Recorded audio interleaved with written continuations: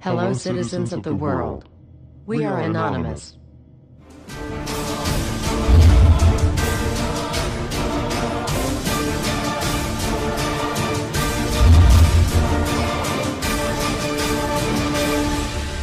Guess what, world?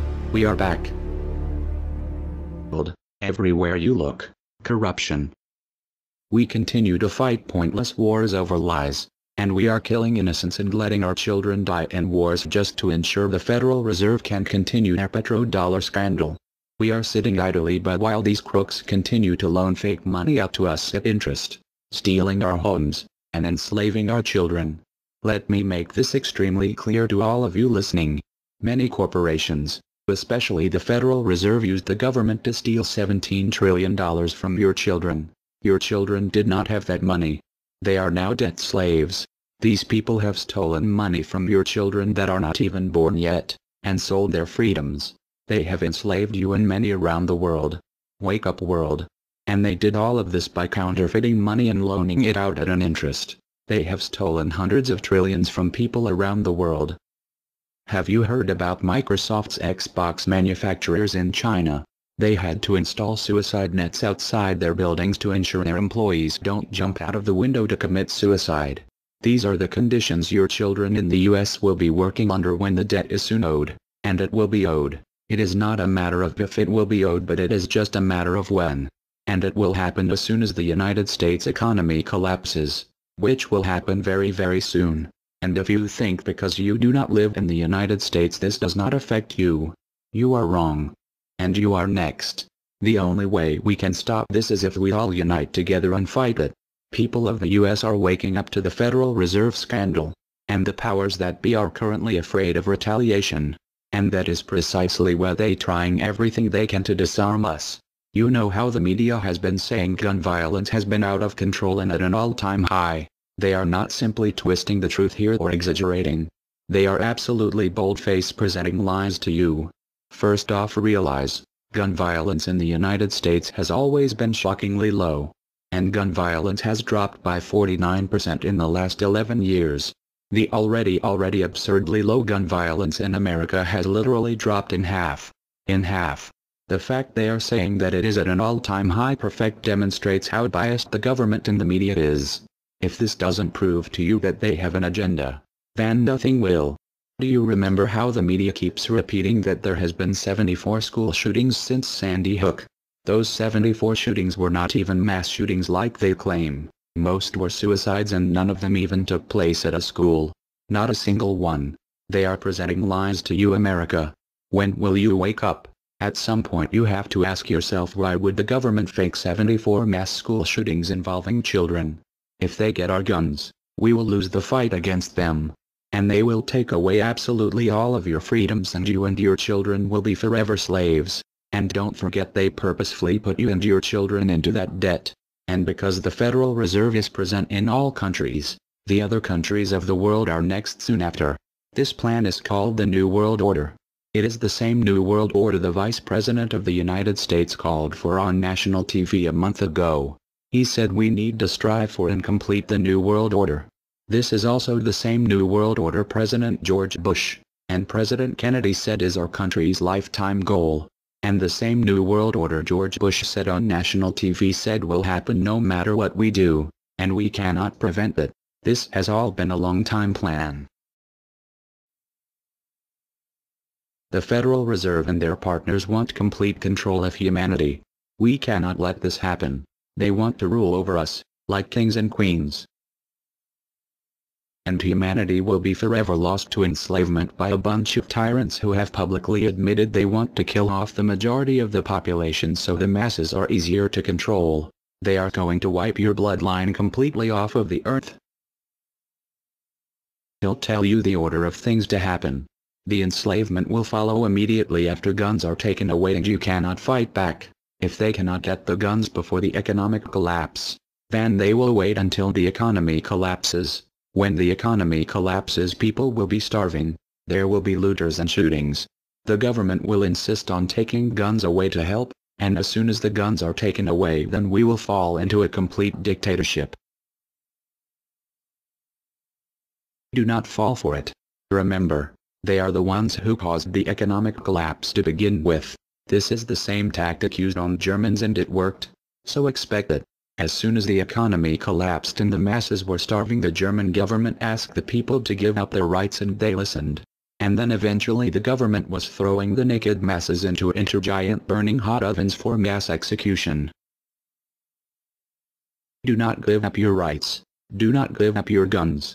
Fight back, as they were the ones who caused the problem. Just so you know, the people who are behind this Federal Reserve scam and New World Order are the same ones who funded Hitler's campaign. Make no mistake, these people are as brutal as Hitler himself, even more brutal. In fact, now we are going to show you some. Assuming America grows some balls and we win, we will need an overall plan. We have come up with a perfect plan. This plan offers extraordinary possibilities. It will make for the most beautiful and free world you can ever imagine. If we are successful, we can leave a much better for our children. A beautiful world. Watch every minute of the rest of the video. Do not skip a single bit of it, as it is all important. If this one video gets out to and can change the world, this is your opportunity to make a difference. Please share this video. What you want with it, get paid for the views. We don't care. Just get the message out there for the world to see. Now sit back and relax, enjoy the movie.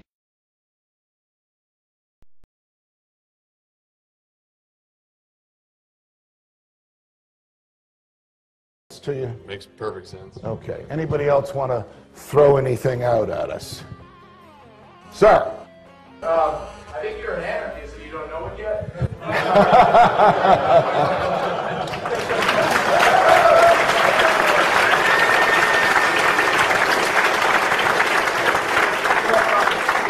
Do you hear me denying anything?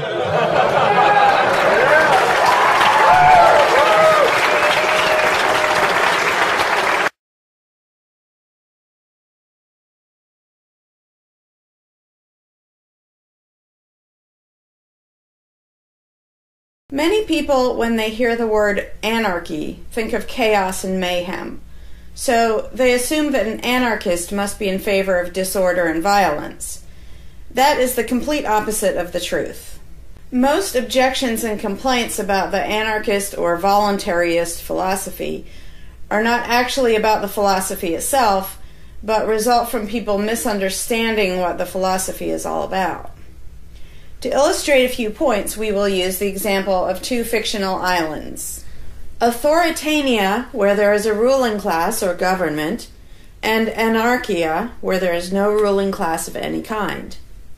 We will use these islands to examine several common misconceptions about anarchism. Lots of people think anarchy means every man for himself, or survival of the fittest, or the absence of any social cooperation or organization. They think that anarchy means everyone has to be self-sufficient. This comes from the false assumption that some kind of government is necessary for any organization to occur. Whether it's part of a republic, a democracy, a kingdom, or a dictatorship, a ruling class issues orders called laws and punishes anyone who disobeys them. That is not cooperation. That's domination. It's one group forcing its will on another. Authoritarianism can be used to force people into organized patterns, but that does not mean that people are incapable of organizing their activities without being forced. The most productive and useful examples of organization that we see today are anarchistic in nature. No one was forced to build the grocery store you go to. No one was forced to produce or sell anything in it. Everyone involved in the vastly complex operation of growing your food, transporting it, displaying it in the store, and selling it to you, everyone involved participates voluntarily, working in exchange for money. You and all the other store customers choose freely which store to go to and what to spend your money on. This purely voluntary arrangement allows for an amazingly complex degree of organized cooperation without anyone being coerced to participate. In contrast, under government, a very small group of people comes up with an idea and forces everyone else to participate in it and provide for its funding with tax dollars. In the authoritarian version of a supermarket, the ruling class would tell people what to produce and how much, what prices to charge, and they would tell customers what they must buy and what they must pay. Anyone who did not comply with the centralized master plan would be punished in some way. That is how government does things. Which one of these would you prefer? Another common but incorrect assumption is that if there were no ruling class or no government, people would have no way of defending themselves against common criminals or foreign invaders. Again, this is simply not true. The government version of protection is inherently hypocritical. Governments will use their hired law enforcers to find and lock up some of the private thugs and thieves and prevent them from preying on people. But every ruling class gets the money for its operations by way of taxation, demanding money from its subjects and punishing those who don't pay up. Oddly, every ruling class insists that it needs to be able to forcibly control and extort money from people in this way in order to protect them from private criminals who might try to forcibly control and extort them. In contrast, if there is no government, people do not lose their inherent right to defend themselves from violence or to defend what they have from those who would take it. Every person has this right, and they also have the right to organize and cooperate with each other to exercise that right. Organizing for mutual defense does not require any government-granted laws or authority. No one wants to be attacked or defrauded, and everyone wants to feel safe. Whether each person takes this on himself or herself individually, or whether they hire and organize others to do it on their behalf, it can be done on a voluntary basis. Those who insist that government is necessary often claim that if there wasn't a government, then smaller private gangs would spring up to enslave and rob people. Organized crime gangs exist along with government, and most people do not understand the dynamics between them and how government enriches and empowers organized crime while appearing to fight it. Black markets enrich organized crime, and money allows them to buy government protection. There's no reason to think they would do as well in an environment of freedom, where they would have fewer ways to make money and would be up against both individual and organized armed citizens. A criminal gang that's recognized as such has far less power than a gang whose aggression is perceived to be legitimate and proper. And that's the gang we call government. When thuggery is called law enforcement, and thievery is called taxation, and self-defense is called crime and terrorism, then even the widespread ownership of firearms can't do much to stop the aggression. Imagine a private gang trying to do the things that government does without the aura of authority, and imagine how a well-armed population would respond to this. The gang would fail quickly and dramatically. Another concern that people have when they first consider the idea of a stateless society is that some people are truly malicious, destructive, and sociopathic. The concern is that these people would be free to do anything they wanted and no one would stop them. But this concern is again based on a basic misunderstanding of human nature. Wherever we have a government ruling class, we still have freelance thieves and thugs who are not deterred by the laws of the politicians. In some instances, they're stopped by force by the police, or they decide not to commit a crime for fear of what the police might do to them. What makes this deterrence work is not the legislation or the official badges, but the simple threat of harm to the sociopath. It really makes no difference whether the threat comes from the police, or another citizen, or even another criminal. A sociopath doesn't care about laws or social rules. He cares about avoiding pain and hardship for himself. This is still true when a government ruling class is not involved at all. If the intended target of a would-be carjacker pulls out a gun, it doesn't make any difference to the carjacker whether that person has a badge or whether there's a law against taking people's cars. Discouraging nasty people from hurting others does not require special authority, only the ability to use defensive force. Ironically, though people hope that government will protect them, having a government, a gang which is believed to have the right to tax and control people, just creates one gang so big and powerful that normal people can't resist it. In short, to create a huge gang and then give it societal permission to control and extort people with the hope that this gang will prevent theft and thuggery is simply a self-contradictory idea, but that's what government always is. Some people might assume that if people organize for mutual protection and defense, then that's what government is. But there's an essential difference. People coming together to do something that everyone has the right to do, such as defend yourself, doesn't require any special authority. It's not government unless one group of people claims the right to do things which others do not have the right to do, such as taxing and controlling innocent people. Organized defense can be very effective without supposing the special right to rule over others. In other words, without being government. In contrast, governments rob the people they rule of far more wealth than private crooks could ever manage, making the idea of a protector government ridiculous. Another common objection to the idea of a stateless society is the notion that, if not for a group of lawmakers telling the rest of us how to behave, we would all behave like stupid, irresponsible, violent animals. This claim implies one of two things.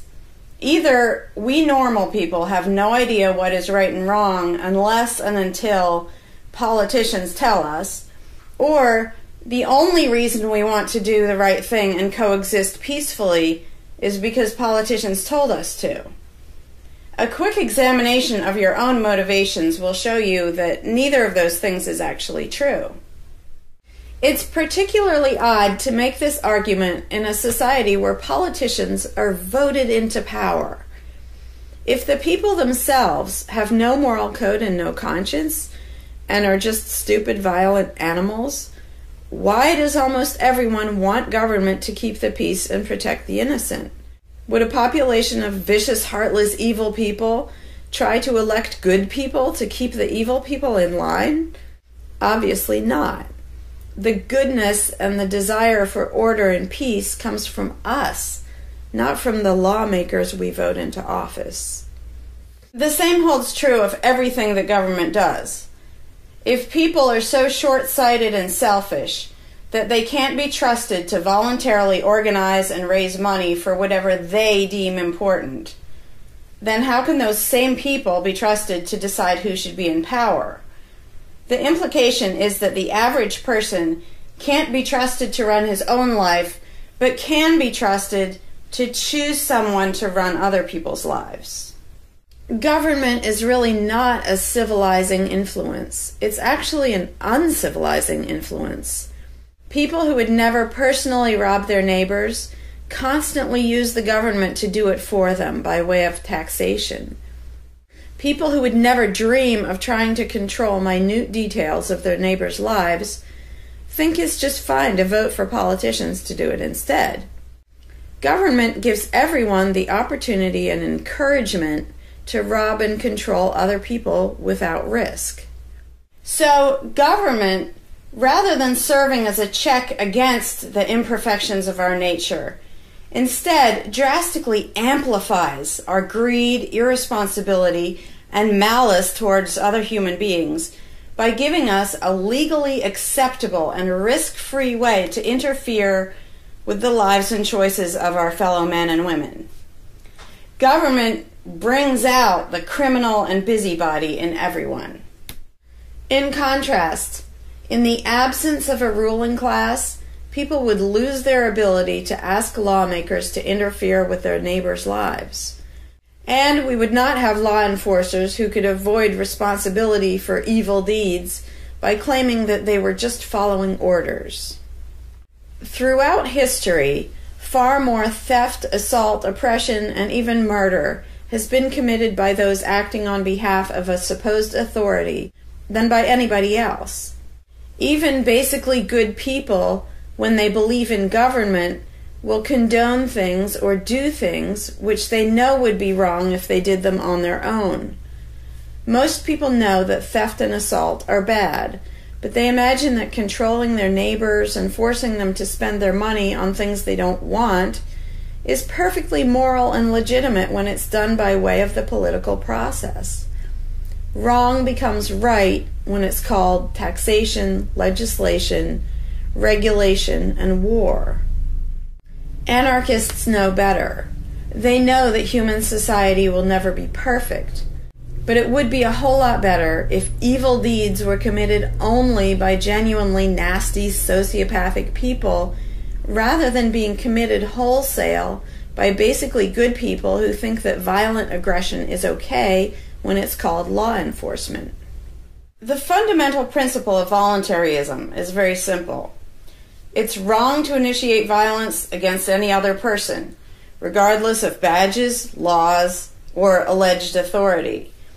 The only time the use of force is justified is to defend against aggression. Almost everyone understands this on a personal level, but they've been taught that this basic rule of social living does not apply in the game of politics and government. Most people already know how to get along with others, and most people want a peaceful and just society. Our morality doesn't come from politicians making laws. Our ability to organize and cooperate doesn't come from the ruling class. When people escape the belief in government, they don't suddenly turn into violent animals. Our inherent right to defend ourselves and our ability to defend ourselves is not served by government. In fact, it's threatened by government more than by anything else. Ruling classes do not produce peaceful coexistence, but rather perpetual conflict and violence. Our belief in government authority takes our compassion, virtue, and good intentions and turns them into power for people who crave power and riches. Of course, the people who benefit most from the political racket will put a good spin on the system and do their best to convince people that it's a social necessity. But ask yourself this: have the thousands of laws, regulations, and taxes imposed on you by politicians made you a better person? Have they made you more productive or more caring? Is the world better off with the politicians taking your money and telling you how to live your life? Or do you think it might have been better off if you'd been allowed to spend your own money and make your own decisions? Is society really best served by a small class of people forcefully imposing a centralized master plan on everyone else? Can the orders and threats of a ruling class make the world what it should be? Or would society be better served by human freedom and respect for individual rights, by voluntary cooperation and peaceful organization? If this second option sounds better to you, maybe you should learn more about anarchism. Some people dismiss anarchism as a utopian idea that would only work if everyone were generous and compassionate. Obviously, everyone is not generous and compassionate all the time. But these people need to look at the other side of the coin. If people are too stupid, greedy, and malicious to be free, aren't they too stupid, greedy, and malicious to be trusted with power over others? Whether people are inherently good, bad, or some of each, giving a person power over others is not going to make that person better. In fact, power has historically been known to corrupt people and make them worse, whereas the discipline imposed by the equal freedom of everyone else brings out the best in human nature. Most people today think that we need some form of government because they mistakenly believe that obedience to authority makes us all more civilized, moral, and peaceful. In reality, it has always done exactly the opposite. Everyone knows that governments can be corrupt, abusive, inefficient, counterproductive, even tyrannical.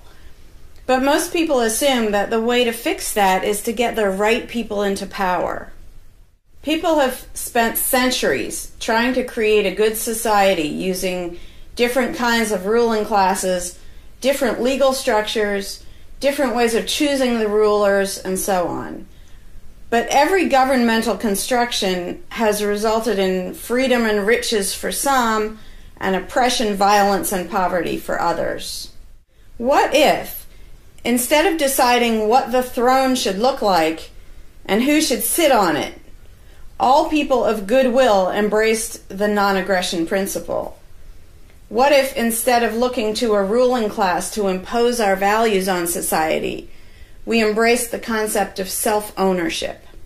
These principles are simple and easy, to the point of being self-evident, but they're diametrically opposed to the authoritarian principles that most of us have been indoctrinated with.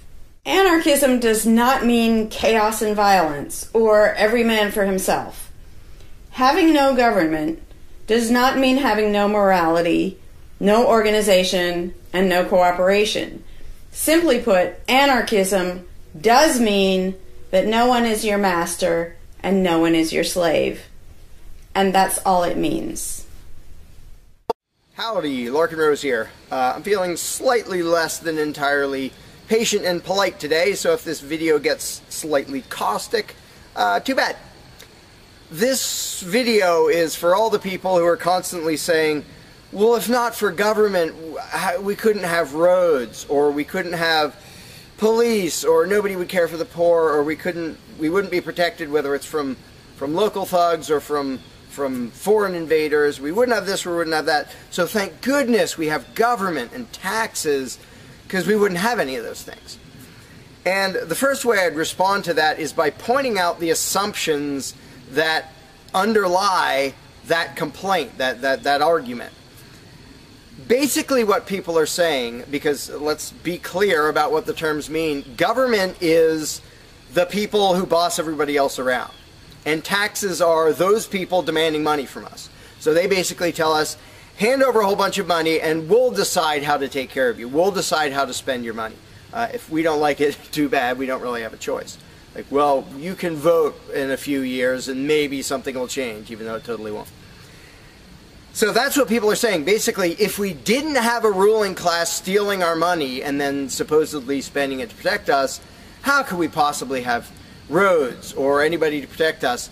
The implication is that in this country, for example, 300 million people would just sit around thinking, oh, we can't do it. Without politicians and tax collectors, we can't have a road, we can't protect each other, and we can't... And it rests on this bizarre assumption that things that almost everybody wants, they wouldn't do anything to make happen unless there were politicians forcing us to give them money so they can make it happen. And so an example I like to use is, let's apply the same argument to food, because food is pretty darn important. I think everybody can agree. Let's apply the same argument that statists use about the roads or caring for the poor or protection or anything like that. The argument would go like this. Now, in the context of food, listen how idiotic this is. If we don't have government demanding money from all of us under the threat of caging us, and that's what taxation is, here's the money you have to give us, here's the nasty things we do to you if you don't.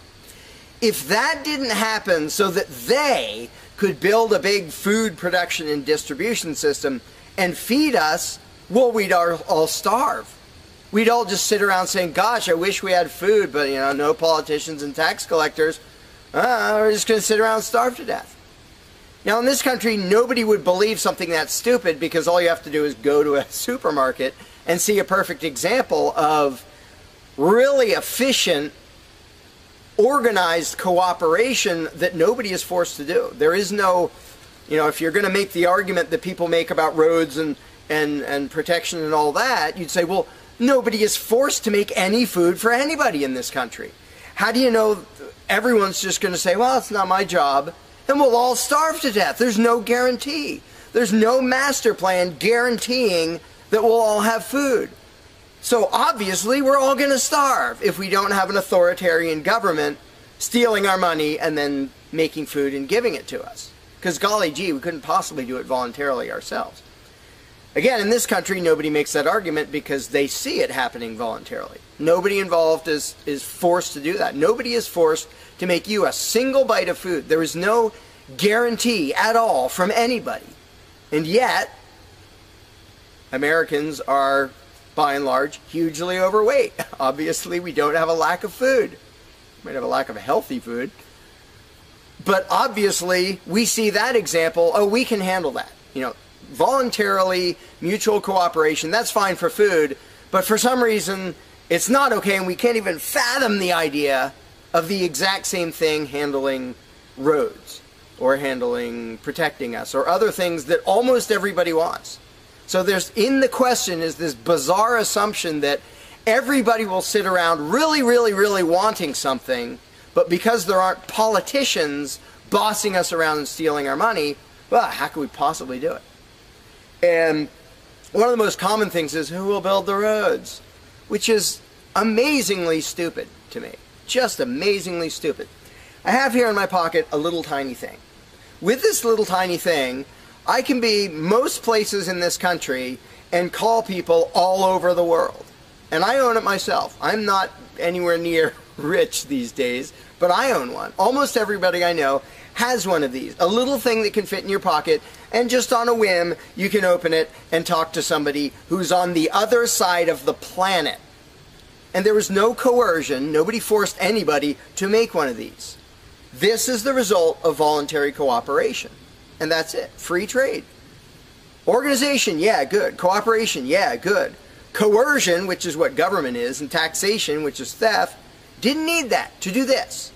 So what these people are telling me, oh, we wouldn't have roads if we didn't have government, is that somehow free individuals, relatively free, interacting voluntarily can make it so I can talk to almost anybody in the world on a little thing that fits in my pocket on a budget that is not a very good budget at the moment, but I still have one of these.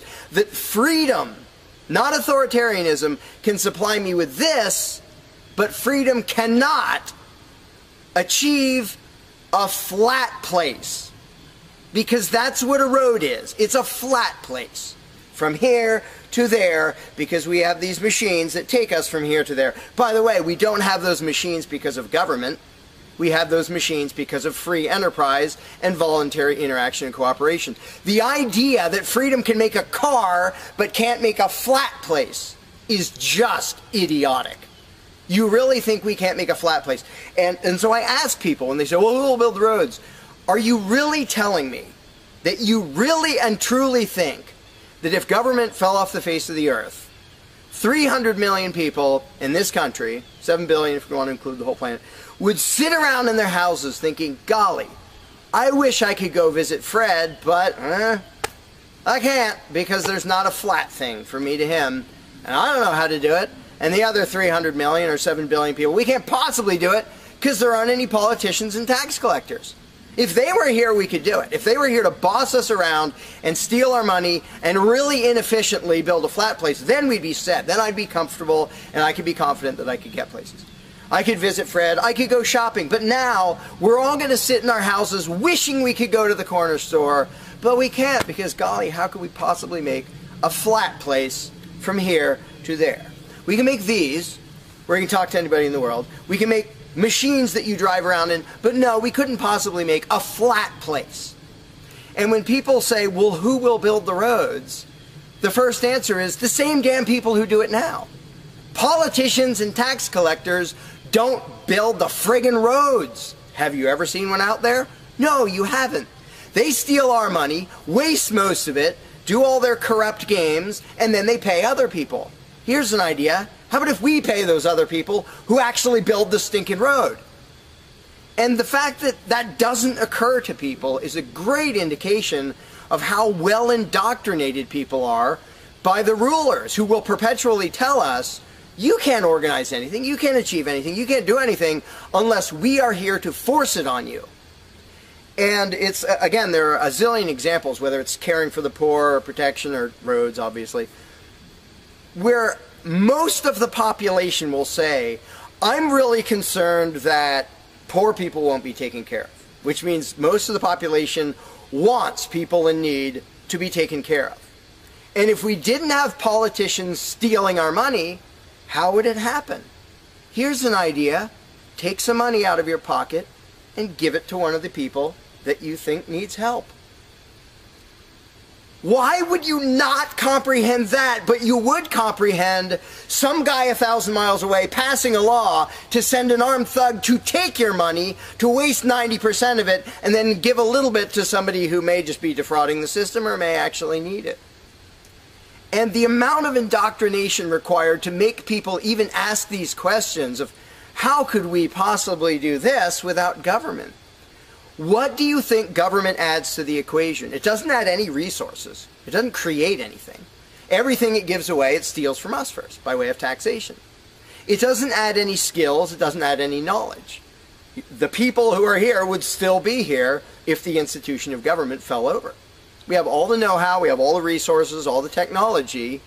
The only thing it adds is one group that's imagined to have the right to violently assault and control and extort everybody else. So what the question really means is, how could we have a road, or how could I help that poor, or how could that poor person be helped, or how would anybody protect us if there wasn't a gang of thugs with permission to violently control and rob us?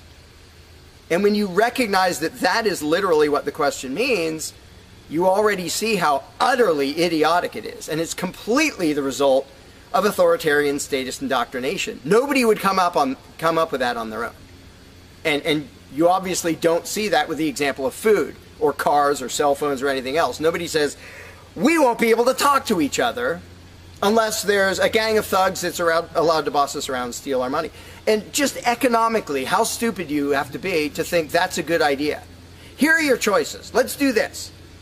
I'll give you these two choices for how you will be fed from now on. Either you can go spend your own money wherever you want. You can go to the supermarket or the local this or the local grocery, whatever you want. You can go decide what you want, and they'll tell you the price. You decide what you're going to buy and how much. And you can go to different places and you can shop around and you can do all that. That's option number one. But let me warn you, option number one does not give any guarantee that you will be fed. There's no master plan forcing people to feed you. So, oh my gosh, you better be really scared of that option, despite the fact that you can do it day after day and it works really darn well and feeds pretty much not only this country, but with a massive surplus. So that's option number one that apparently statists are scared of. Option number two is politicians will take as much money of yours as they decide to take. Then they will decide what, if anything, they will buy with that money in terms of food to give to you, to feed you. Do you really think that will serve you better, that that will feed you better? Yeah, I'm much more comfortable that I'll have I'll be fed, I'll be secure, everything will be okay. If a gang of thugs who doesn't really care about me steals my money and then decides what, if anything, to give me back from what they stole. But that is implied in the question, whatever you put in the blank. How are we going to have blank if not for government? What you're saying is, how can we, the people who really want roads and food and cell phones and protection and all the things that almost everybody wants, how can we possibly have that unless we give someone permission to steal our money and boss us around and then decide what they're going to give us? And the same thing applies no matter what you put in the blank. How will we possibly do blank without government? One of the silly ones is caring for the poor. How will we care for the poor? Think of what that means. Like when more than half the country votes for a party to take care of the poor, it's more than half of the country saying, we're really concerned and we want to make sure that the less fortunate are taken care of, but we don't believe that normal people acting in freedom will take care of them. Well, if the people didn't care about the poor, they wouldn't win the election. By definition, if you vote for a welfare state, you're an idiot. Because either people are heartless bastards and you're going to lose, or people are compassionate and giving and you don't need to win. Just give them your stinking money. But people play the game, and that's the Democratic Party lives off of the idiotic notion that you're all so heartless that you should vote for us to steal your money to give to the poor. And half the country falls for it. Yeah, we're all so heartless that we voted you into office for the specific purpose of taking our money to help the less fortunate. That's just freaking brilliant. How about if half the country just gave their stinking money to the less fortunate? And then the less fortunate would all be rich, because it would be 1 trillion times more efficient than the government version of welfare ever is. Also, it would be actual charity instead of mass theft and corruption and fraud and all that fun stuff. But what takes the cake, the ultimately insane thing, whatever you put in that gap, how can we have blank without a parasitic ruling class and a bunch of hired thieves? It's just a stupid question, but it's extra super stupid when what's in the blank is, how will we be protected? Who will protect us from thieves and robbers if we don't have government? It's the most idiotic question. It's also the most frequent question from statists. So here's what the question literally means. If we don't give a certain gang of people permission to violently control us and take our money under threat of putting us in a cage, who will protect us from people who might commit aggression against us and take our money? Wanting government for that is exactly as brilliant as saying, we have to have a carjacker in our town, otherwise somebody might steal our cars. Government is an appointed thief. If you don't think taxation is theft, first of all, you're a really well-trained slave. Second of all, try not paying. See what happens. See if they say, oh, it's quite all right.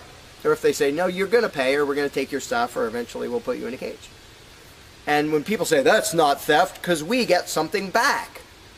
Learn to think. And I use this example all the time, and all I ever get is stupid looks from statists in response. If I robbed you at gunpoint of $100, and the next day I gave you a sandwich, and you said, what? I said, hey, now everything's fine, because you benefited. I gave you a service. I gave you lunch, so that retroactively makes it okay that I robbed you at gunpoint. Would you buy that argument? No, you'd say, that doesn't make it okay. Okay, you gave me a sandwich.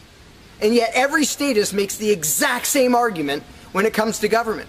Well, we get some stuff for it after they demand our money under threat of violence and putting us in a cage. Then we get services or goods. And we don't get what we asked for, and we get lots of things we didn't ask for. But we kind of get something, and that retroactively makes it okay for them to say, give us this much of every paycheck you make, or we're sending men with guns to take your property. And the slaves justify their own enslavement. I'm proud to pay my taxes. I'm proud to get robbed by a parasitic ruling class and get a little bit back and feel good about it. Like, not only is that legitimate and justified, but I feel proud that I let myself get robbed by a bunch of crooks and parasites. But again, the ultimate thing is protection. When people say, who will protect us from aggressors and thugs and thieves if we don't have a government? Even though what government is, by its very nature, is a gang of aggressors and thugs and thieves. They issue commands. Every law they pass is a command backed by a threat of violence. You have to do this. You're not allowed to do that. Here are the nasty things we will do to you if you get caught disobeying. I mean, everybody knows that, even though they don't usually say it in terms that blunt and honest and accurate. But to say we need taxes to be protected is as stupid as you can get. It's saying we need theft to avoid theft. And the fact that people are trained to use different words so that this theft sounds okay. It's legalized, it's taxation, and we voted for the people who robbed us. Like, we got to elect our local carjacker, and that means he represents us when he demands our car and points a gun in our face. He's serving us as he steals our car, because he's going to use that car and sell it and make money to make sure nobody else steals our car. That is the essence of government. And the fact that you have hundreds of millions of victims of that scam vehemently defending it and saying, I'm not going to give that up. I don't want to give up government. Who would protect us? I don't want to give up the biggest aggressor on the planet, the biggest thief on the planet. Look at your tax bill and see how much private crooks steal from you. So before you ask that question, before you ask, how could we possibly have roads or protection or water or air or Christmas or Santa Claus or any of the zillion things that statists imagine we can't possibly have without a ruling class, think about what the question actually means. Because when you get to the point where you understand the implications of your own question, asking how can we possibly have this without a parasitic gang of thugs robbing us, when you actually understand what you're really asking, you won't ask the question because you will realize it's completely freaking idiotic.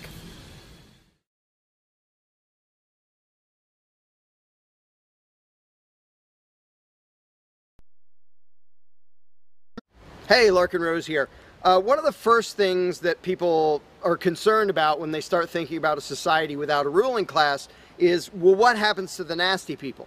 Whether you're talking about people who are just kind of negligent or inconsiderate, play their music too loud at night or leave their trash lying around the woods or whatever it is, all the way up to people who run around attacking and murdering people. So people say, well, what would happen to them? What would we do about that?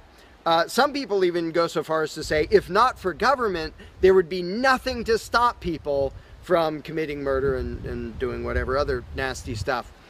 And it's funny because when somebody says that, there would be no consequences, they could do whatever they wanted and nobody would stop them, the person saying that is implying that he isn't going to do anything. If there's someone running around attacking and murdering innocent people, the guy who said nothing will happen to them, obviously he's not going to do anything or something would happen to them. But not only is he demonstrating his own cowardice when he said there would be nothing to stop murderers, he's also projecting his own immaturity and irresponsibility onto the rest of the world, because he's also saying the other 7 billion people wouldn't do anything about it, which obviously isn't true. I would, wouldn't you? If somebody was running around murdering your neighbors, would you just go, well, there aren't politicians and there's nobody with a badge and we don't have tax collectors and bureaucrats, so oh well, I guess they're just out of luck, they're going to get murdered. And would you not even protect yourself if there wasn't government? Obviously, lots and lots of people, all the sane people, would do whatever they could to protect themselves and defend the innocent.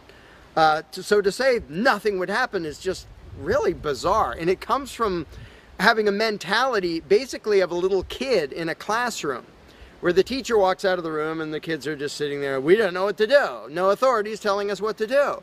And Johnny's throwing things at me. And there's no teacher to stop him. Ah!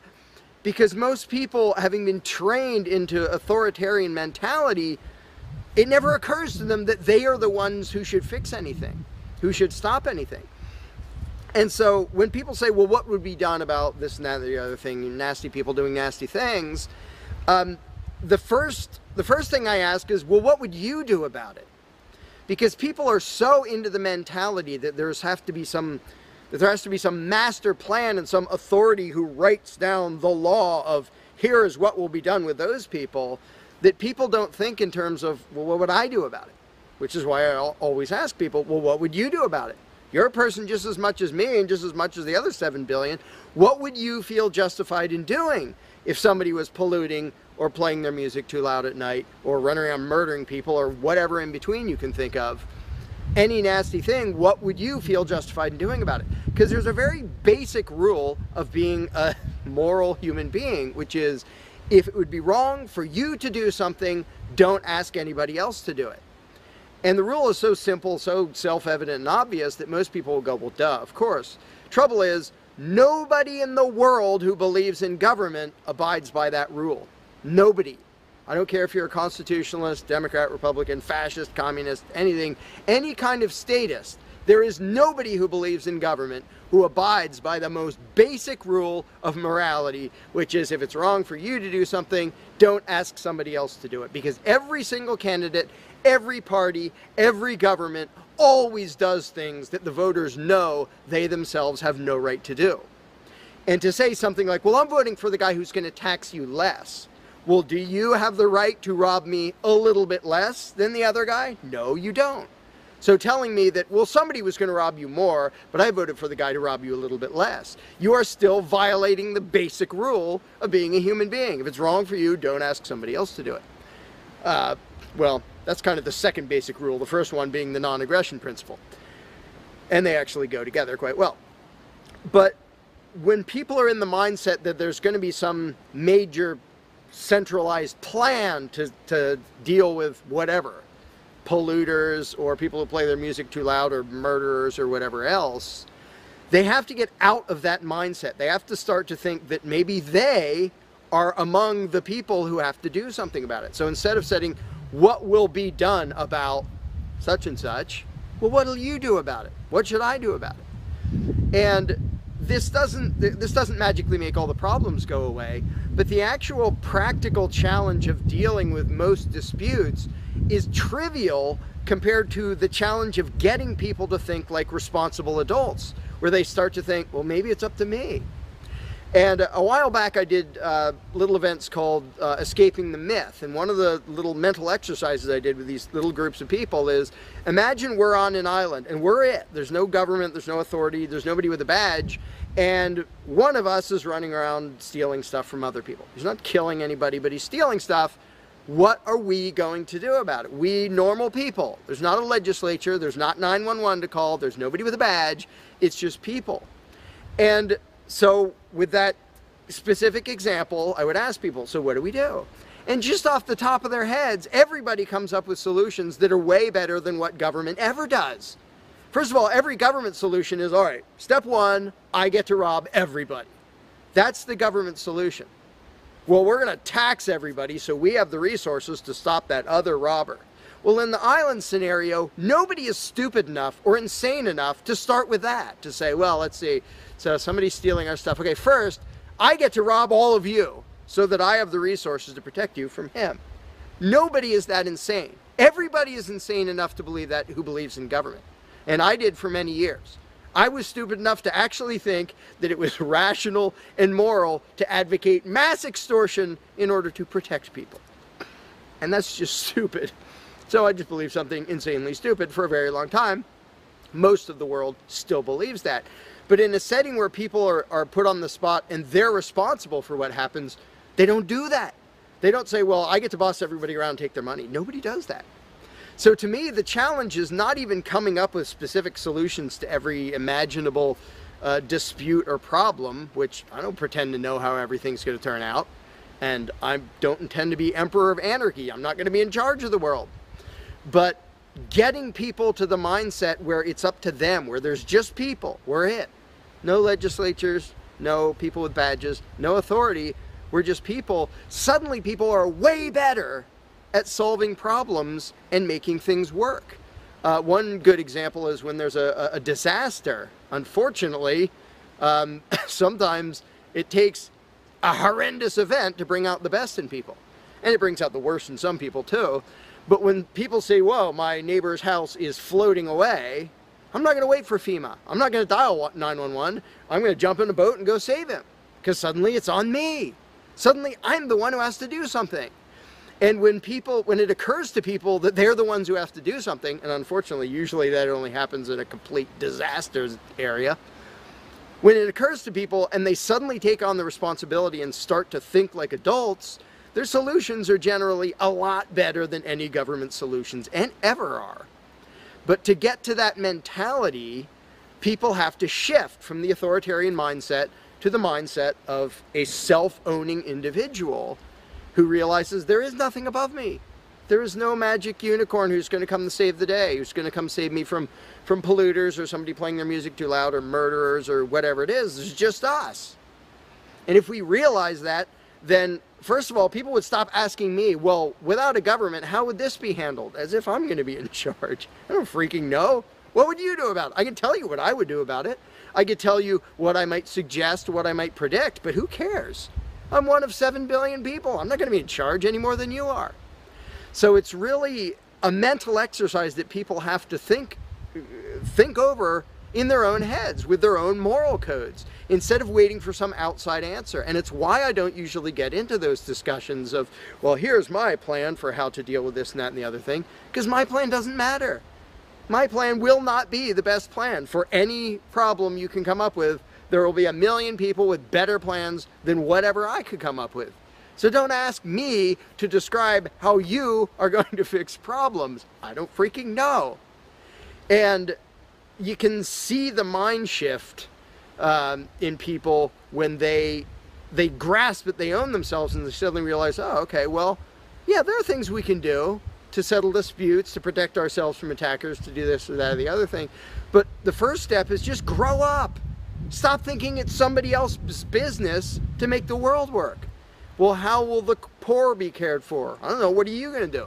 Well, how will we be protected from this? I don't know. What are you going to do about it? And it is inconvenient. It's inconvenient to be a free person where you can't just be a kid in the classroom whining to the teacher to save the day and fix everything and make everything work, where you actually have to be a responsible adult. And that's one of the reasons, one of the main reasons why people like the belief in authority, because then they can live with the lie that all they have to do is obey and do as they're told and everything will be okay. First of all, no, it won't be okay. Second of all, you're not even being a human being.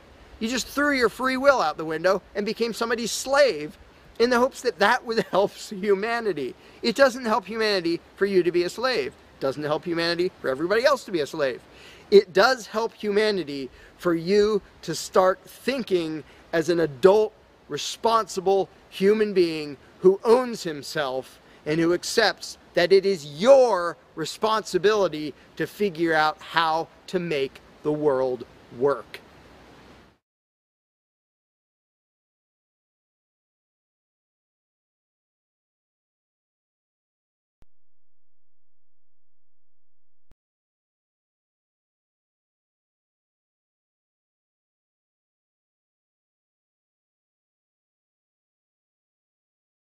You cannot begin to imagine in how many ways the world is the opposite of what you have been taught to believe.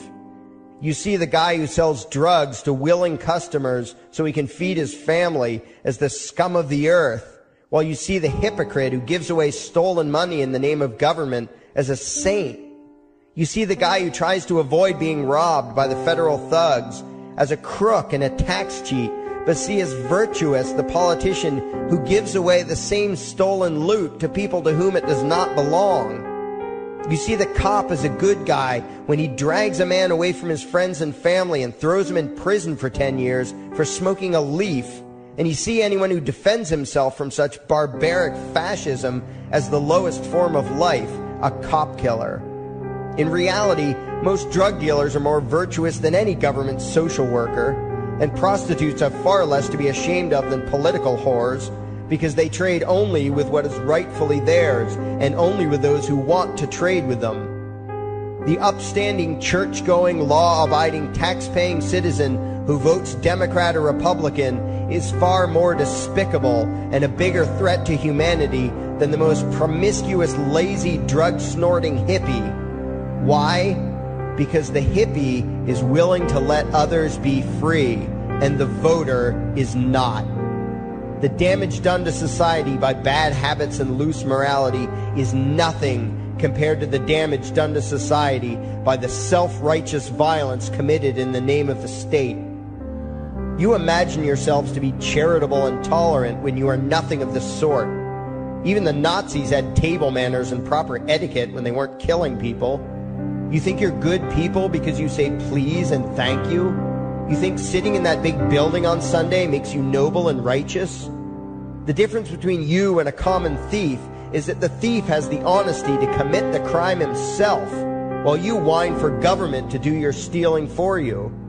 The difference between you and the street thug is that the thug is open about the violence he commits, while you let others forcibly control your neighbors on your behalf. You advocate theft, harassment, assault, and even murder, but accept no responsibility for doing so. You old folks want the government to steal from your kids so you can get your monthly check. You parents want all your neighbors to be robbed to pay for your kids' schooling. You all vote for whichever crook promises to steal money from other people to pay for what you want. You demand that those people who engage in behaviors you don't approve of be dragged off and locked up, but feel no guilt for the countless lives your whims have destroyed. You even call the government thugs your representatives, and yet you never take responsibility for the evil they commit. You proudly support the troops as they kill whomever the liars in D.C. tell them to kill, and you feel good about it. You call yourselves Christians or Jews or claim to follow some other religion, but the truth is what you call your religion is empty window dressing. What you truly worship, the God you really bow to, what you really believe in is the state. Thou shalt not steal, thou shalt not murder, unless you can do it by way of government. Then it's just fine, isn't it? If you call it taxation and war, it stops being a sin, right? After all, it was only your God that said you shouldn't steal and murder, but the state said it was okay. It's pretty obvious which one outranks the other in your minds. Despite all the churches, synagogues, and mosques we see around us, this nation has one God and only one God, and that God is called government. Jesus taught nonviolence and told you to love your neighbor, but the state encourages you to vote for people who will use the violence of government to butt into every aspect of everyone else's life. Which do you believe? To those about to stone a woman who had committed adultery, Jesus said, "Let him who is without sin cast the first stone." But the state says it's perfectly fine to lock someone up if they do something you find distasteful, such as prostitution. Which do you believe? The Christian God says, "Thou shalt not covet," but coveting is the lifeblood of the beast that is the state. You are taught to resent, despise, and hate anyone who has anything you don't have. You clamor for the state to tear other people down, steal their property, and give it to you. And you call that fairness. The Bible calls it coveting and stealing. You are not Christians. You are not Jews. You are not Muslims. And you certainly aren't atheists. You all have the same God, and its name is government. You're all members of the most evil, insane, destructive cult in history. If there ever was a devil, the state is it, and you worship it with all your heart and soul. You pray to it to solve every problem, to satisfy all your needs, to smite your enemies, and to shower its blessings upon you. You worship what Nietzsche called the coldest of all cold monsters, and you hate those of us who don't. To you, the greatest sin is disobeying your God, breaking the law, you call it, as if anyone could possibly have any moral obligation to obey the arbitrary commands and demands of the corrupt, lying, delusional megalomaniacs who infest this despicable town. Even your ministers, priests, and rabbis, more often than not, are traitors to their own religions, teaching that the commands of human authority should supersede adherence to the laws of the gods they say they believe in. Several years ago, I heard one pompous evangelical jackass in particular pontificating on the radio that anyone who disobeys the civil authority, be it a king or any other government, is engaging in rebellion against God. Those were the exact words he used. What if the government is doing something wrong? Well, this salesman for Satan opined, that is the business of those in government, and you are still obligated to obey. Everywhere you turn, be it the state or the church, the media or the schools, you are taught one thing above all else, the virtue of subjugating yourselves to mortals who claim to have the right to rule you. It is sickening the reverence with which you speak of the liars and thieves whose feet are so firmly planted on your necks. You call the congressmen and the judges honorable, and you swoon at the magnificence of the grandiose halls they inhabit, the temples they built to celebrate the domination of mankind. You feel pride at being able to say you once shook a senator's hand or saw the president in person. Ah, yes, the grand deity himself, His Royal Highness, the President of the United States of America. You speak the title as if you're referring to God Almighty.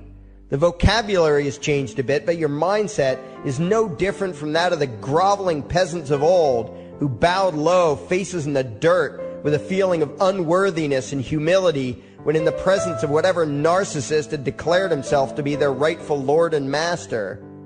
The truth of the matter, back then and today, is that these parasites who call themselves leaders are not superior beings. They are not great men and women. They are not honorable. They're not even average. The people who earn an honest living, from sophisticated millionaire entrepreneurs to illiterate day laborers doing the most menial tasks you can imagine, Those people deserve your respect. Those people you should treat with courtesy and civility. But the frauds who claim the right to rule you and demand your subservience and obedience, they deserve only your scorn and contempt. Those who seek so-called high office are the lowest of the low. They may dress better, have larger vocabularies, and do a better job of planning out and executing their schemes, but they are no better than pickpockets, muggers, and carjackers. In fact, they are worse, because they don't want to rob you of just your possessions. They want to rob you of your very humanity, deprive you of your free will, by slowly leeching away your ability to think, to judge, to act, reducing you to slaves in both body and mind. And still you persist in calling them leaders. Leaders? Where is it that you think you're going exactly that would require you to have a leader? If you just live your own life and mind your own damn business, exercising your own talents, pursuing your own dreams, striving to be what you believe you should be, what possible use would you have for a leader? Do you ever actually think about the words that you hear, the words that you repeat? You parrot oxymoronic terms such as the leader of the free world, even pretending for a moment that there is some huge journey or some giant battle that everyone in the entire nation is undertaking together that would require a leader. Why would you ever think, even for a moment, that the crooks that infest this town are the sort of people you should listen to or emulate or follow anywhere? Somewhere inside your mostly dormant brains, you know full well that politicians are all corrupt liars and thieves, opportunistic con men, exploiters, and fearmongers.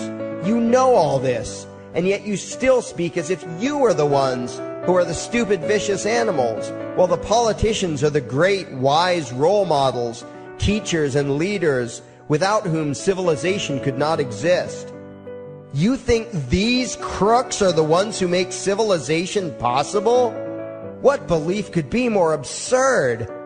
Yet when they do their pseudo-religious rituals, deciding how to control you this week, you still call it law, and continue to treat their arbitrary demands as if they were moral decrees from the gods that no decent person would ever consider disobeying. You have become so thoroughly indoctrinated into the cult of state worship that you are truly shocked when the occasional sane person states the bleeding obvious. The mere fact that the political crooks wrote something down and declared their threats to be law does not mean that any human being anywhere has the slightest moral obligation to obey. Every moment of every day, in every location and every situation, you have a moral obligation to do what you deem to be right, not what some delusional bloated windbag says is legal. And that requires you to first determine right and wrong for yourself, a responsibility you spend much time and effort trying to dodge. You proclaim how proud you are to be law-abiding citizens and express your utter contempt for anyone who considers himself above your so-called laws. Laws that are nothing more than the selfish whims of tyrants and thieves. The word crime once meant an act harmful to another person. Now it means disobedience to any one of the myriad of arbitrary commands coming from a parasitical criminal class. To you, the term crime is nearly synonymous with the word sin, implying that the ones whose commands are being disobeyed must be something akin to gods, when in truth they are more akin to leeches. The very phrase, taking the law into your own hands, perfectly expresses what a sacrilege it is in your eyes for a mere human being to take upon himself the responsibility to judge right from wrong and to act accordingly, instead of doing what you do, unthinkingly obeying whatever capricious commands this cesspool of maggots spews forth. You glorify this criminal class as lawmakers and believe that no one is lower than a lawbreaker, someone who would dare disobey the politicians. Likewise, you speak with pious reverence of law enforcers, those who forcibly impose the politicians' every whim upon the rest of us.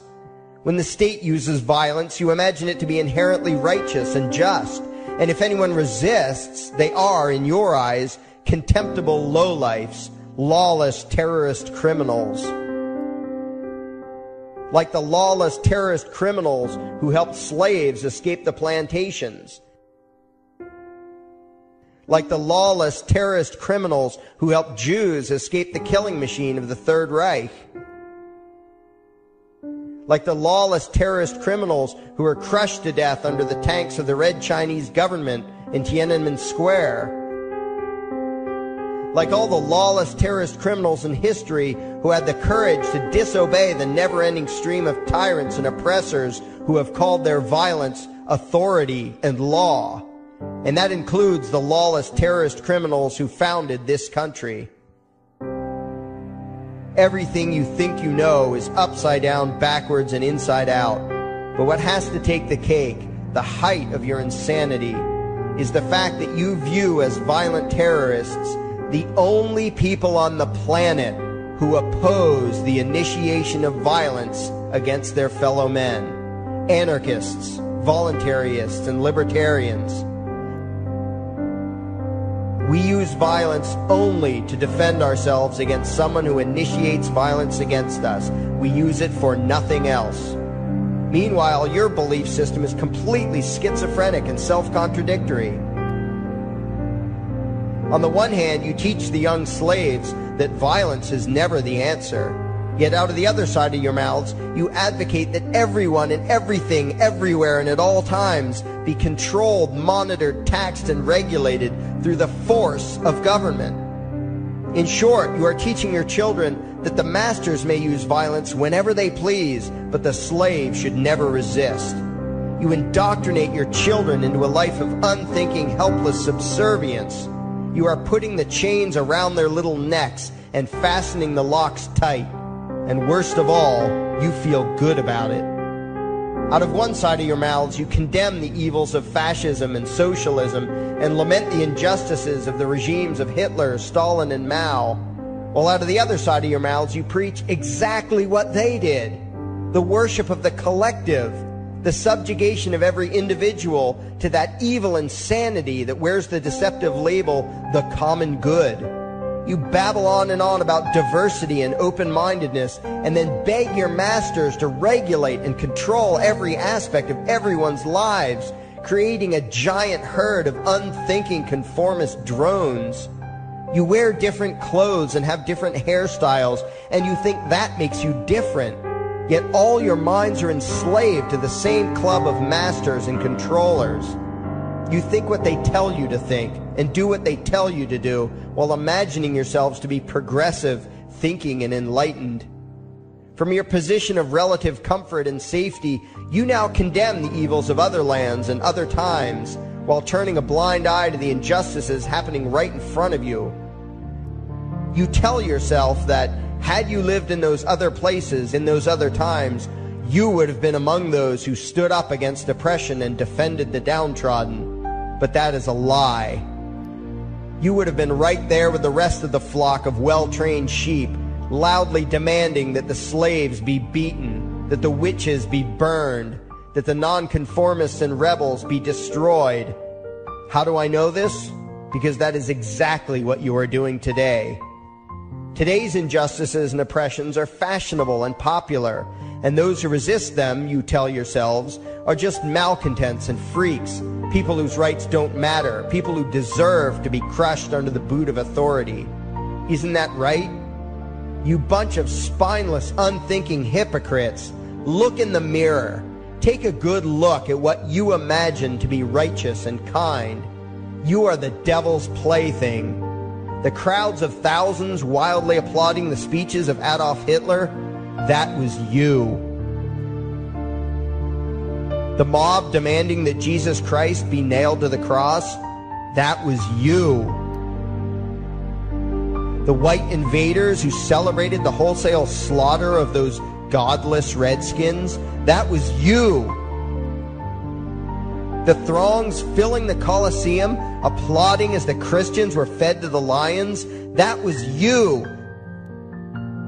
Throughout history, the perpetual suffering and injustice occurring on an incomprehensible scale, it was all because of people just like you. The well-trained, thoroughly indoctrinated conformists, the people who do as they're told, who proudly bow to their masters, who follow the crowd, believing what everyone else believes and thinking whatever authority tells them to think. That is you. And your ignorance is not because the truth is not available to you. There have been radicals preaching it for thousands of years. No, you are ignorant because you shun the truth with all your heart and soul. You close your eyes and run away when a hint of reality lands in front of you. You condemn as extremists and fringe kooks those who try to show you the chains you wear because you don't want to be free. You don't even want to be human. Responsibility and reality scare the hell out of you, so you cling tightly to your own enslavement and lash out at any who seek to free you from it. When someone opens the door to your cage, you cower back in the corner and yell, "Close it, close it." Well, some of us are finished with trying to save you. We've wasted enough effort trying to convince you that you should be free. All you ever do is spout back what your masters have taught you, that being free only leads to chaos and destruction, while being obedient and subservient leads to peace and prosperity. There are none so blind as those who will not see. And you nation of sheep, would rather die than see the truth.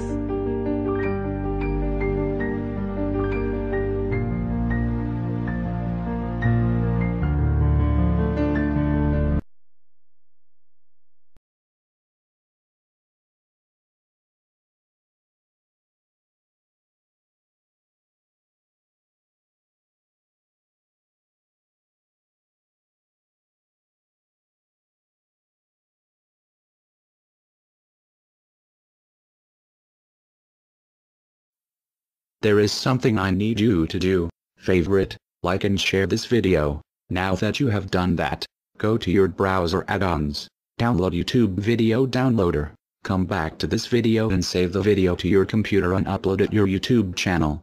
Use a different title than the one used for this video. We now have a new YouTube channel. It is called Anarchy World. It's all one word. Subscribe to us. And the videos used in this video were by Larkin Rose, also one word. Look for his channel and subscribe to him as well. Thank you. And by the way, these are the people responsible.